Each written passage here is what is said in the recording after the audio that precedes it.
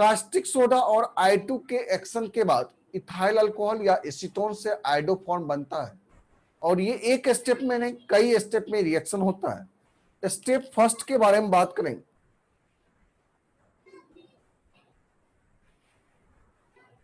वहां भी step first देखे थे। स्टेप फर्स्ट में फॉर्मेशन ऑफ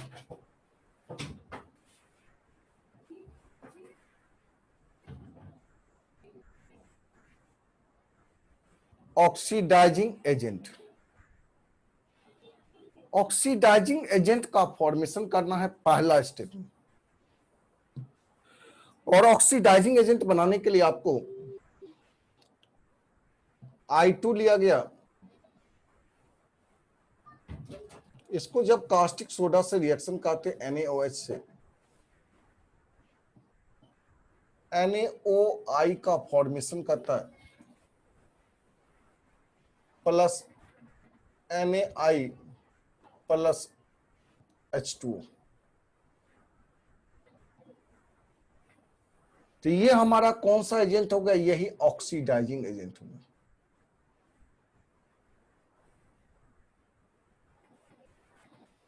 ऑक्सीडाइजिंग एजेंट, ये हमारा ऑक्सीडाइजिंग एजेंट है।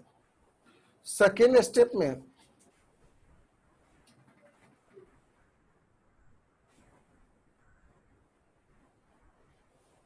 ऑक्सीडेशन प्रोसेस, सब कुछ वही करेंगे। क्लोरोफॉर्म में जिस तरह से काम किया उसी तरह से यहां भी काम करना है। क्लोरोफॉर्म में ब्लीचिंग पाउडर लिए थे और वहां से ऑक्सीडाइजिंग एजेंट बनाए थे। ब्लीचिंग पाउडर का जब आपका ब्लीचिंग पाउडर पे वाटर का एडिंग करते थे तो वहां से ऑक्सीडाइजिंग एजेंट का फॉर्मेशन हुआ था, क्लोरीन गैस निकला था, वो ऑक्सीडाइजिंग एजेंट की तरह काम किया था। और यहाँ पे ऑक्सीडाइजिंग एजेंट सोडियम ऑक्सीआयोडाइड है, या आपको सोडियम हाइपोआयोडाइड के बारे में बात करेंगे। ये ऑक्सीडाइजिंग एजेंट है। दूसरा स्टेप में ऑक्सीडेशन प्रोसेस कराएंगे। ऑक्सीडेशन प्रोसेस में CH3 CH2OH, जब इसको NaOI से रिएक्शन कराते हैं, ये ऑक्सीडाइजिंग एजेंट से रिएक्शन कराएंगे। तो यहां से क्या करेगा? ये ऑक्सीजन निसेंट ऑक्सीजन का प्रोडक्शन करता है। यहां से निसेंट ऑक्सीजन बाहर निकलेगा और यहां से 2 हाइड्रोजन का बाहर रिमूवल होगा, जिसके कारण यहां से 2 हाइड्रोजन जब बाहर निकलेगा तो ये बनेगा CH3 CHO, ये हमारा अल्डिहाइड बन जाएगा, प्लस NaI प्लस क्या होगा? H2O। NaI प्लस क्या हो जाएगा? H2O। तो ये हमारा कौन सा एजेंट हो गया? ऑक्सीडाइजिंग एजेंट हो गया। जब देखो तो यहां पे अगर कहेंगे, अगर ऑक्सीडेशन नंबर निकालेंगे, सोडियम का +1, ऑक्सीजन का -2, नेट को 0 करना है तो यहाँ क्या हो जाएगा? +1। यहाँ आयोडीन का ऑक्सीडेशन नंबर +1 है, लेकिन यहाँ पर जब देखो तो आयोडीन का ऑक्सीडेशन नंबर -1, यानी +1 से -1 हो गया। इसका मतलब ये रिडक्शन शो कर रहा है, यानी रिडक्शन होगा तो ये एजेंट में कौन सा एजेंट हो जाएगा? ऑक्सीडाइजिंग एजेंट होगा। तीसरा स्टेप थर्ड में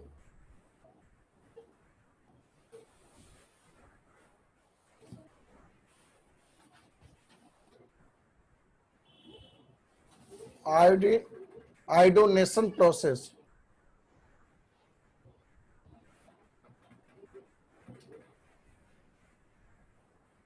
I2 को ऐड करना है। चलिए, ये हमारा CH3 CHO,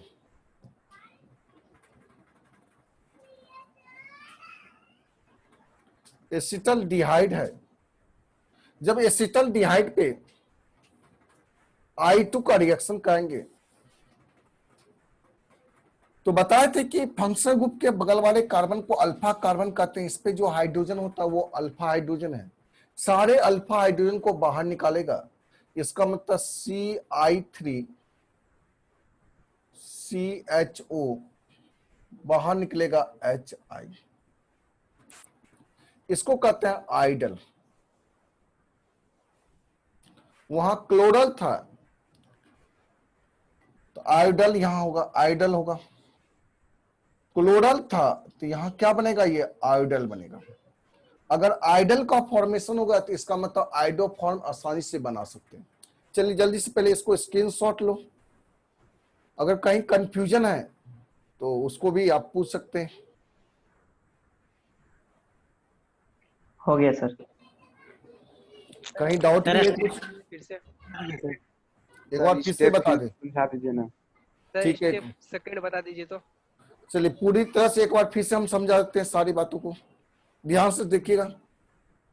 देखो जी, आइडो फॉर्म का प्रिपरेशन, पहले ये बताओ क्लोरोफॉर्म पिछले क्लास में पढ़े हैं कि नहीं?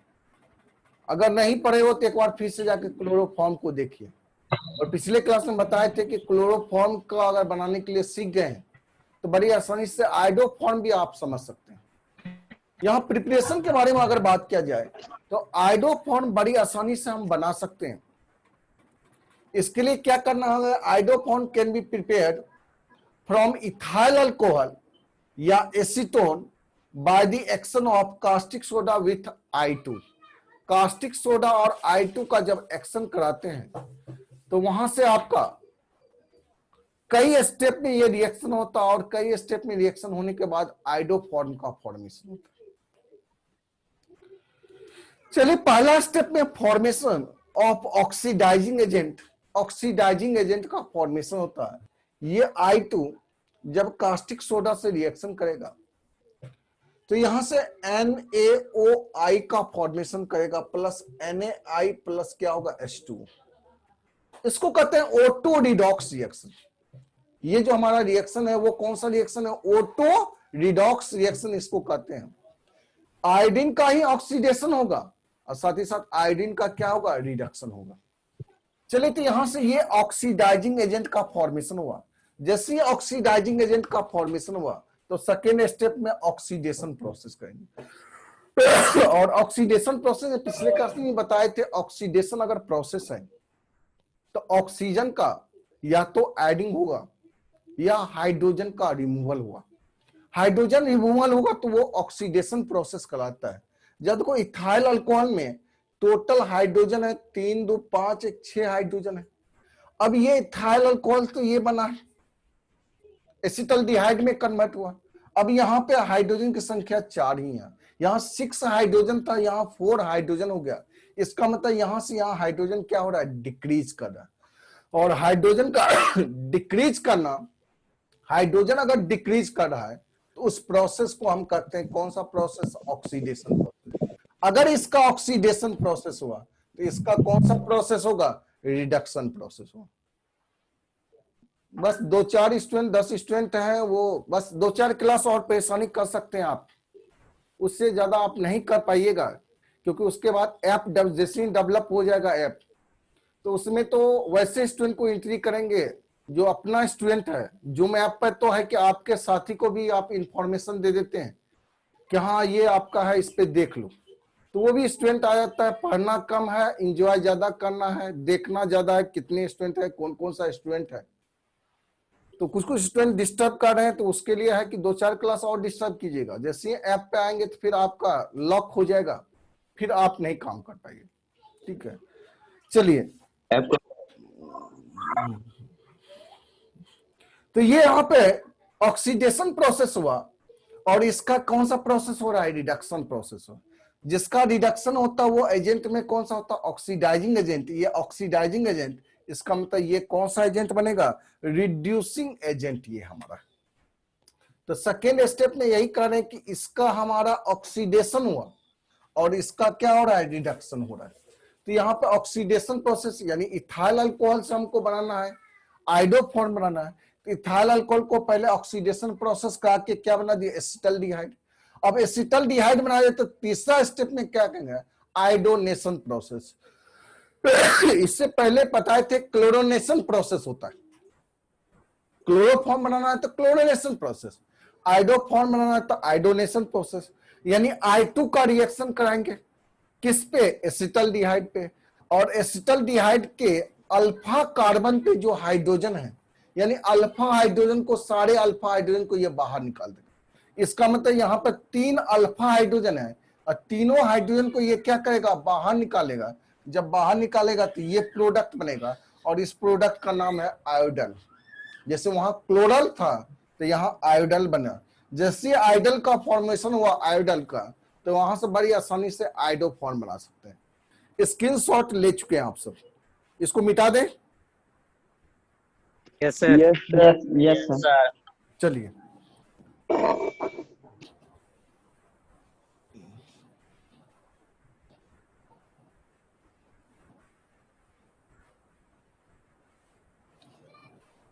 और ये बात जान लीजिए कि आज नहीं, पिछले 14 साल से ही आप क्या, बहुत सारे आदमी ये कोशिश कर रहा था कि सर काम नहीं करे, लेकिन जिसके मन में जज्बा, जुनून और जोश के साथ वर्किंग करने का कैपेसिटी होता है, उसको दुनिया की कोई ताकत रोक नहीं सकती। अगर आपको जोश, जुनून और जज्बे के साथ पढ़ाई करने के ललक है, तो दुनिया की कोई ताकत आपको रोक नहीं सकती। कहीं भी रख के, किसी भी हालत में रख के आप पढ़ाई कीजिएगा। जिसमें जोश, जुनून और जज्बे है ही नहीं, उसको कितनों फैसिलिटी दे दिया जाए, एसी रूम लगा दिया जाए, सारे टीचर प्रोवाइड कर दिया जाए, सारा फैसिलिटी दे दिया जाए, लेकिन उसके बाद भी वो पढ़ाई नहीं कर पाएगा। ठीक है, तो पिछले 14 साल से तो स्टूडेंट के साथ मुलाकात ही कर रहे हैं। कुछ स्टूडेंट आते ही हैं कि सर को डिस्टर्ब करना है, सर काम नहीं करे तो हम खुशी होंगे, लेकिन वैसे स्टूडेंट की संख्या बहुत कम होती है। और मैक्सिमम स्टूडेंट जो हमारे पास आते हैं, उसका ये टेंडेंसी होता है सर भरपूर काम करे, मैक्सिमम काम करके आ जाए सर, ताकि हमारा पाई पाई वसूल हो। जो पेमेंट हम दिए हैं उसका पाई पाई वसूल करें सर से, अच्छे तरह से काम करा के। जब बेहतर हम काम करेंगे तो आपको भी संतुष्टि होगा कि नहीं, सर के द्वारा जो काम किया गया वो हमारे लिए सफिशिएंट काम था, जो पेमेंट दिए थे वो सही जगह वर्किंग हुआ। चलिए, तो ये करें, एसिटल्डिहाइड से हम आइडल बना लिए। तीसरा स्टेप आते, स्टेप थर्ड। अब क्या करेंगे, फॉर्मेशन ऑफ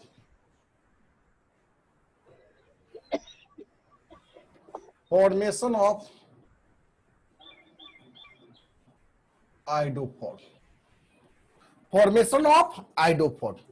अब कहेंगे आयोडल जो है,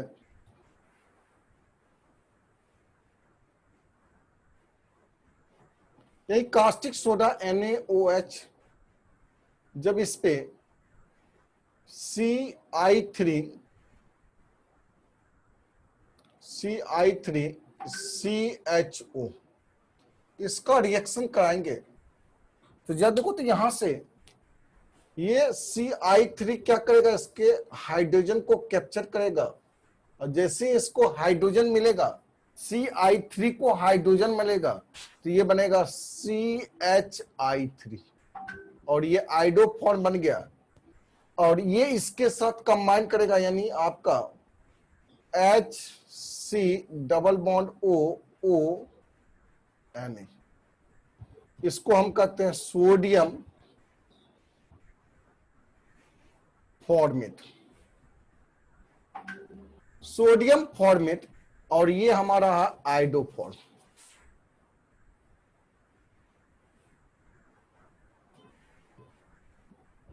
ये हमारा क्या है, आइडोफॉर्म।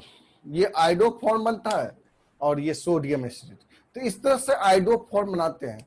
आपका सेकेंड एसीटोन से भी बना सकते हैं iodoform, from acetone.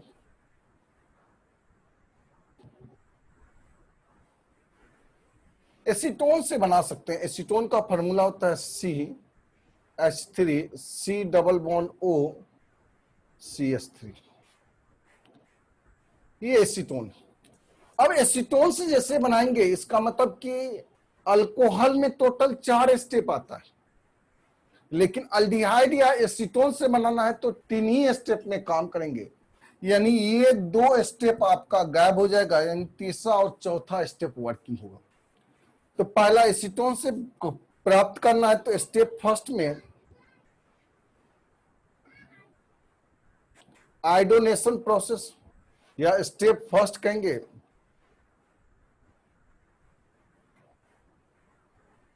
आयोडोनेशन, iodination process,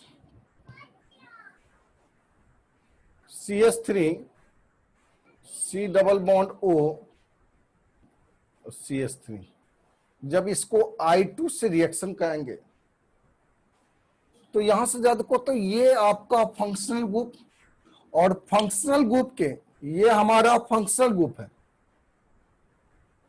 ये फंक्शनल ग्रुप है। फंक्शनल ग्रुप के बगल वाले कार्बन को कौन सा कार्बन कहते हैं? Alpha carbon. इसका मतलब ये भी अल्फा कार्बन, ये भी अल्फा कार्बन, इसमें भी 3 हाइड्रोजन है, इसमें भी 3 हाइड्रोजन है, इसका मतलब टोटल 6 अल्फा हाइड्रोजन है। कोई एक अल्फा कार्बन के सारे हाइड्रोजन को रिमूव करेगा, या तो इसके सारे हाइड्रोजन को रिमूव करे या इसके सारे हाइड्रोजन को रिमूव करता है। तो यहां से जब रिमूव करेगा तो यहां से बनेगा CI3 C double bond O CH3, और दूसरा स्टेप में हाइड्रोलाइसिस प्रोसेस करेंगे, स्टेप सेकेंड। इसका मतलब कि एसीटोन रहेगा तो केवल 2 ही स्टेप में हम काम करेंगे, लेकिन अगर अल्कोहल होगा तो टोटल 4 स्टेप में काम करना पड़ता है। पहला स्टेप में ऑक्सीडाइजिंग एजेंट का फॉर्मेशन करना पड़ता है, दूसरा स्टेप में ऑक्सीडेशन प्रोसेस करना पड़ता है। इसका मतलब अल्कोहल रहेगा तो ये 2 स्टेप और एक्स्ट्रा बढ़ जाता है। चलिए सेकेंड स्टेप यहां पे हाइड्रोलाइसिस प्रोसेस करेंगे।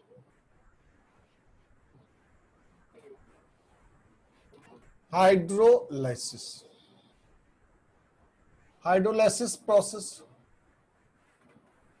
यही कास्टिक सोडा NaOH, आयोडल का जब रिएक्शन करेंगे, ये आयोडल है, ये भी आयोडल ही कहलाता है, CI3 C double bond O CH3। जब यहां से रिएक्शन होगा तो फिर से वही काम करेंगे, इसका हाइड्रोजन CI3 के साथ कंबाइन करेगा। जब कंबाइन करेगा तो यहां से क्या बनेगा? तो कहेंगे यहां से प्रोडक्ट बनेगा आपका CH3 प्लस इसके साथ अटैच होगा ये, यानी CH3 C double bond O, इसके साथ अटैच होगा ONA। इसको कहते हैं सोडियम एसीटेट। ये हमारा आइडो फॉर्म है।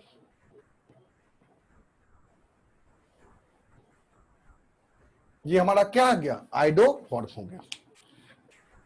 आइडो फॉर्म का अगर फिजिकल प्रॉपर्टीज के बारे में बात करें,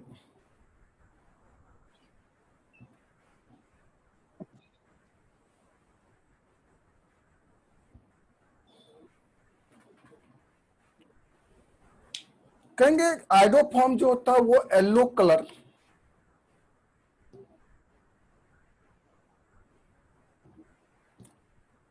येलो कलर सॉलिड होता है,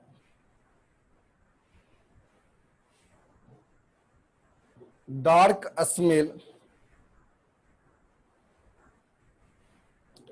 या डर्टी स्मेल को या डार्क स्मेल होता है।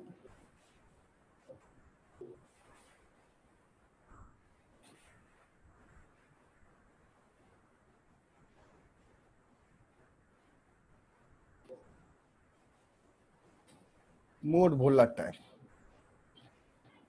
ये सब के सब केमिकल प्रॉपर्टीज के बारे में बात करें तो सिमिलर केमिकल प्रॉपर्टीज शो करता है, क्लोरोफॉर्म के तरह ही आइडोफॉर्म भी शो करता है। यानी जो भी केमिकल प्रॉपर्टी क्लोरोफॉर्म का बताए थे वो सारे केमिकल प्रॉपर्टी किसका होगा? आइडोफॉर्म का। चलिए इसको स्क्रीनशॉट ले लो जल्दी से। सर हाँ बोलिए। सोडियम फॉर्मेट में सर Na होगा ना सर? सोडियम फॉर्मेट हो गया सर। सोडियम फॉर्मेट में सर। हाँ वेरी गुड। यहाँ Na है, NO नहीं है, N। यस सर, Na होगा सर। चलिए और कहीं कोई कंफ्यूजन? No sir. चलिए इसको स्क्रीनशॉट लीजिए, और कोई किसी स्टूडेंट को अगर पूछना है कुछ हो गया सर। पूछ सकते हैं। सर हो गया थोड़ा सा सर। कट रहा है, डार्क में कट रहा है सर, थोड़ा सा डार्क है।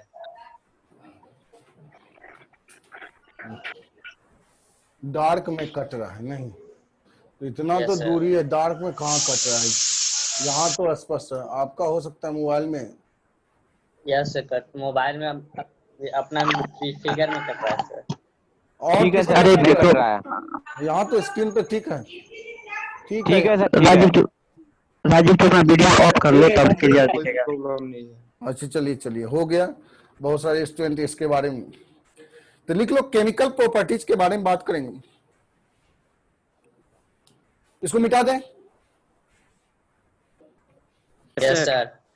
Yes,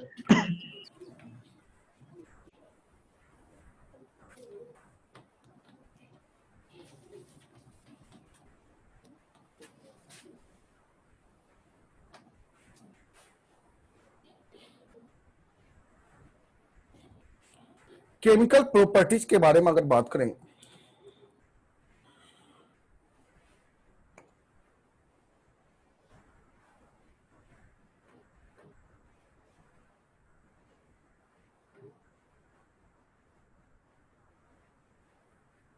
एक लाइन लिख लो, it's chemical properties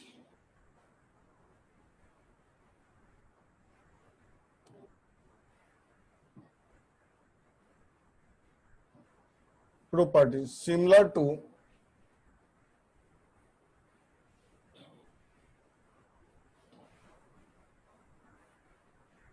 chloroform. Chloroform के तरह ही इसका भी केमिकल प्रॉपर्टी क्या होता है? सिमिलर होता है। सिमिलर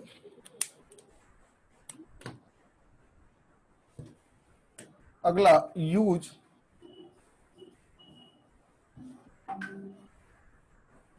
क्लोरोफॉर्म एंड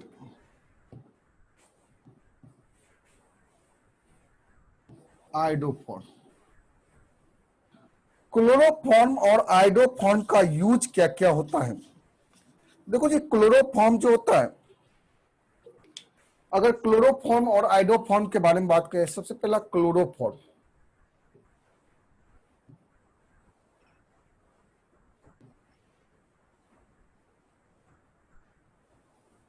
क्लोरोफॉर्म जो होता है वो एनेस्थेटिक रिएजेंट होता है।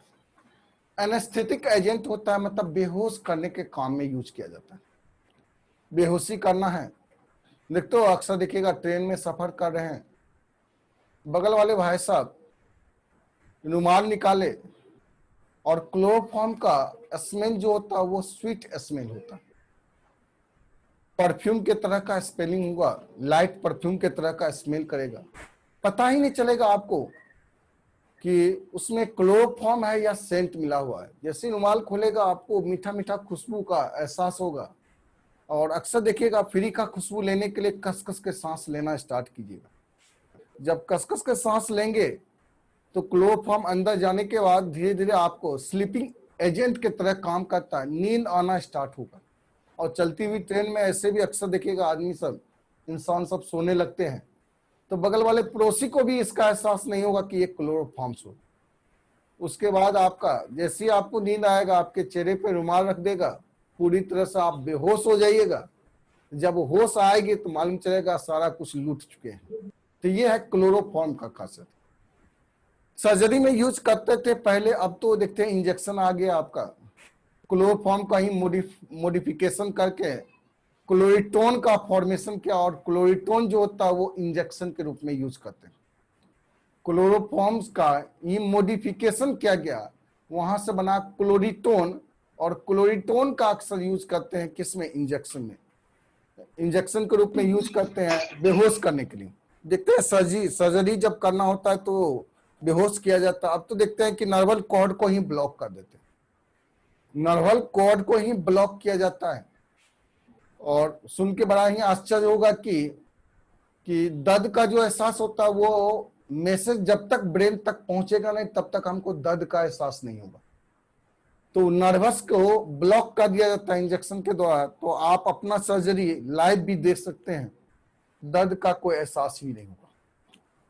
तो इसका मेनली, और दूसरा कारण है कि टीयर गैस बनाने में ज्यादातर यूज किया जाता है। टीयर गैस पिछले क्लास में बताए थे, क्लोरोपिक्रीन नहीं, नाइट्रोक्लोरोफॉर्म जो कि टीयर गैस कहलाता है। तो टीयर गैस मैन्युफैक्चर करने में यूज किया जाता है। आपको ये जो क्लोरोफॉर्म है टीयर गैस बनता है, टीयर गैस से जो होता है आपको माइक्रो या ब्रॉड स्पेक्ट्रम बैक्टीरिया के तरह ही इसको किलिंग करने का काम करता है। ब्रॉड स्पेक्ट्रम बैक्टीरिया को हो गया, नैरो बैक्टीरिया हो गया, इस सबको किलिंग करने का काम करता है। इसके बारे में और डिटेल से पढ़ेंगे केमिस्ट्री ने एवरीडे लाइफ में, जब ड्रग्स पढ़ाएंगे तो वहां पे फिर से चर्चा करेंगे क्लोरोफॉर्म का। तो सेवरल जगह यूज किया जाता है क्लोरोफॉर्म का। क्लोरोफॉर्म का तो सबसे ज्यादा जो हम अभी प्रेजेंट टाइम में जो यूज किया जाता है वो फेरॉन्स बनाने में यूज करते हैं। आगे चैप्टर है फेरॉन्स के बारे में बात करेंगे। रेफ्रिजरेटर में कूलिंग एजेंट का रूप में फेरॉन्स को यूज किया जाता है। एसी और फ्रिज में जो कूलिंग एजेंट है तो वो फेरॉन्स है। फेरॉन्स का भी कई वैरायटी होता है फेरॉन्स, तो इससे फेरॉन्स का भी मैन्युफैक्चर करते हैं और कूलिंग एजेंट के रूप में इसका यूज किया जाता है। तो तरह तरह का क्लोरोफॉर्म का यूज है। चलिए लिख लेते हैं क्लोरोफॉर्म, जिसका फॉर्मूला होता है CH3 sorry Cl3 CL3 chloroform. Use में पहला आपका एनेस्थेटिक एजेंट के रूप में,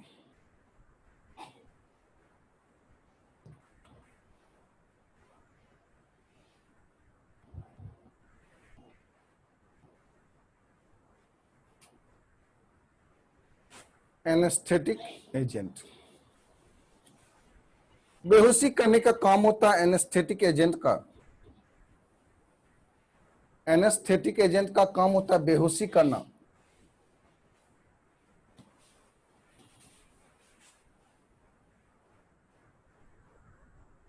नाइट्रोक्लोरोफॉर्म बनाने में, टीयर गैस बनाने में,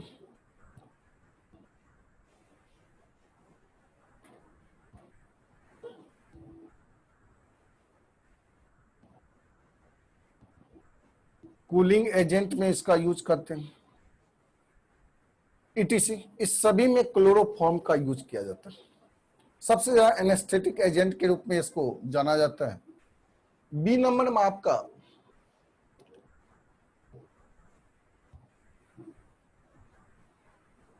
आइडोफॉर्म। आइडोफॉर्म का जो यूज करते हैं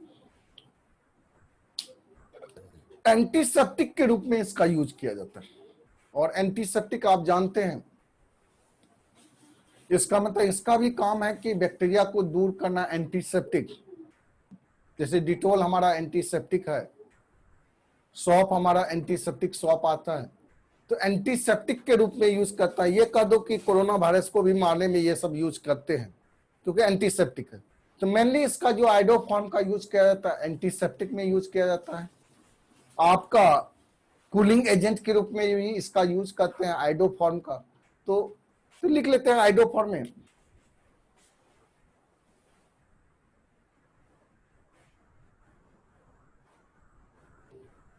एंटीसेप्टिक एजेंट।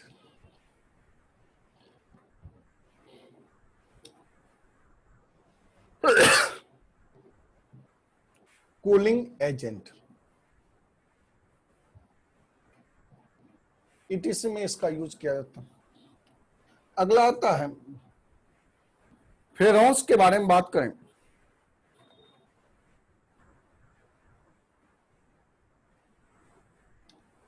फ्रीऑन्स जिसको कहते हैं फेरॉन्स, ये कूलिंग एजेंट होता है। फेरॉन्स है क्या, तो कहेंगे क्लोरो फ्लोरो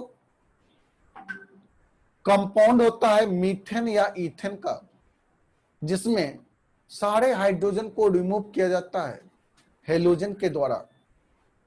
यानी मीथेन और ईथेन में जितने भी हाइड्रोजन थे सबको रिमूव करके अगर हेलोजन आ जाता है तो उसी का नाम होता है कौन सा, फेरॉन्स।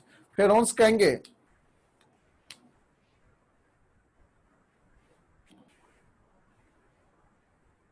क्लोरो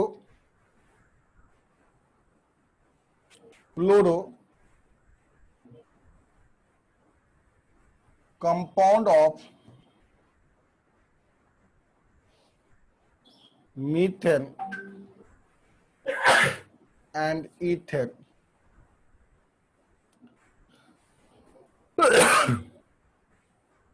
are known as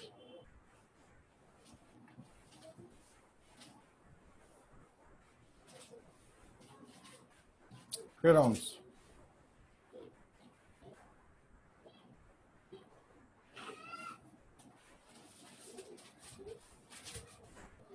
फेरोन्स जो होता है वो आपका इट इज कूलिंग एजेंट।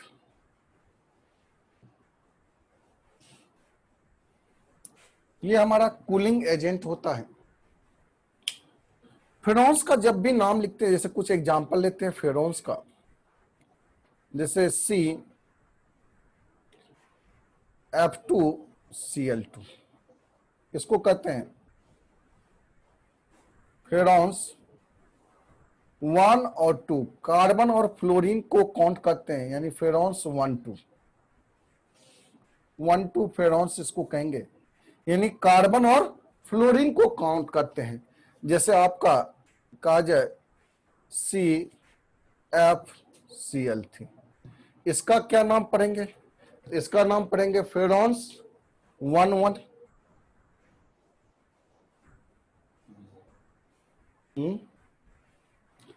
फिर से जो जाना फेरोन्स 1 1।